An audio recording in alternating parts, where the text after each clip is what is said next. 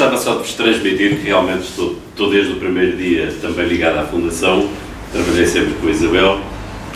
e para mim foi extraordinário, foi uma aprendizagem fabulosa que eu tive durante alguns anos da minha vida neste movimento, embora eu tivesse profissionalmente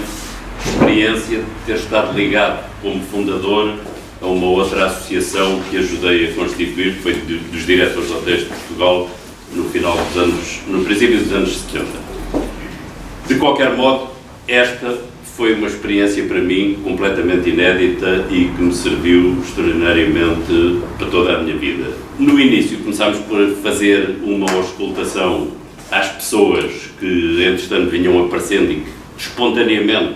começaram a manifestar interesse em expressar a sua opinião, mas nós não sabíamos bem como é que isto havia de ser organizado, até que em determinada altura decidimos, e penso que muito bem, organizar essa expressão em setores de atividade, em áreas de atividade socioeconómica. E criámos vários setores que nós achámos que até tinham sido demasiado. Foram para aí 13 temas diferentes que nós definimos como sendo os prioritários a serem trabalhados e solicitámos às pessoas que tinham ligações aos diversos ramos que integrassem grupos de trabalho para orientar os trabalhos, definir quais eram os objetivos, o que é que havia a fazer e depois passávamos às sessões propriamente ditas de cada uma das secções constituídas. Lembro-me, assim de cabeça, que criámos uma secção relativa à saúde, cuja preocupação maior era o Hospital de Cascais. Nós achávamos que realmente o hospital não tinha rigorosamente dignidade nenhuma para receber os nossos familiares quando estavam em grandes dificuldades e, portanto, batemos-nos extraordinariamente pela saúde. Mas também trabalhámos muito a solidariedade social e a exclusão social e depois gostaria de referir até, em duas palavras, um trabalho que também fizemos neste campo. No turismo, sendo este Conselho um Conselho com uma vocação extraordinária desde longa data sobre turismo, mal seria que não tivéssemos um setor de turismo a trabalhar. Toxicodependência, educação, comércio local, gestão do espaço público, recuperação do património, sendo que, assim de cabeça também, lembro-me perfeitamente que uma das bandeiras que nós na altura assumimos foi a recuperação do então Teatro Gil Vicente.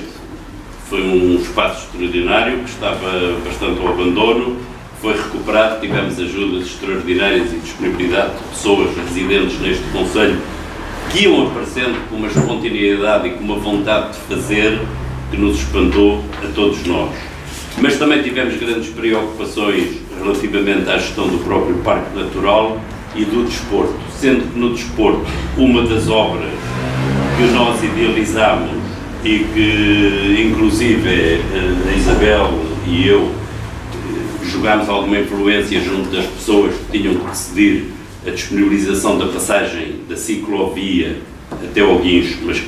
pelo nosso projeto e pela nossa ideia, pela ideia,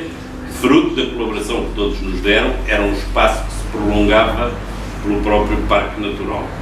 De qualquer modo, conseguiu-se fazer a ciclovia.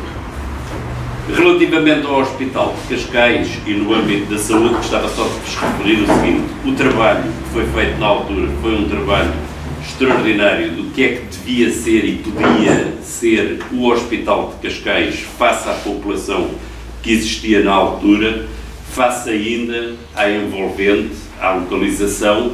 que poderia e deveria servir os concelhos limítrofes para que a população aumentasse e para que as valências que o hospital tivesse pudessem ser mais ambiciosas do que um hospital para uma lotação de pessoas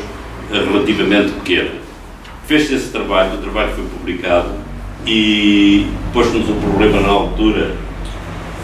e nós éramos confrontados todos os dias com grandes problemas. O trabalho está aqui, é enorme, tinha centenas de páginas, discutia ao pormenor cada um dos assuntos, só que nós não tínhamos maneira de o divulgar, não havia meios para o divulgar. Até que começámos a pensar e aparece um senhor, que eu não me lembro como é que ele se chamava, no vergonho, terei isso escrito, que disse, não há problema, vocês façam como quiserem, eu pago tudo. E fez-se, convidou-se a imprensa, convidaram-se os jornais todos, e o senhor pagou um jantar no Estoril Sol e deu-se uma divulgação, nós ficámos boca aberta, não estávamos à espera, e muitas das coisas que nós fizemos foram feitas assim, por pessoas que espontaneamente apareceram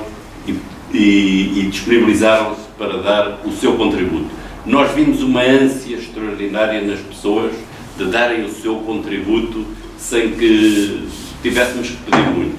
Elas tinham vontade de dar esse contributo. No campo da solidariedade social, fizemos um trabalho também extraordinário,